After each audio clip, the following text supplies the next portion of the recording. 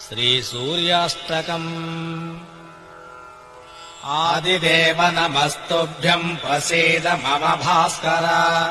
दिवाकर नमस्तुभ्यम् प्रभाकर नमोऽस्तु ते। सप्तास्वरधमारूढम् प्रचण्डम् कश्यपात्मजम् श्वेतपद्मधरम् देवम् तम् सूर्यम् प्रणमाम्यहम्।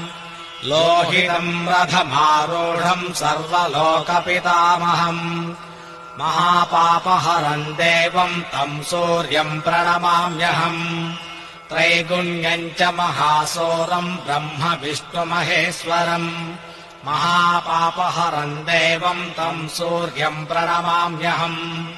बृंहितम् तेजसाम् पुञ्जम् वायुराकाशमेव च प्रभुस्त्वम् सर्वलोकानाम् तम् सूर्यम् प्रणमाम्यहम्।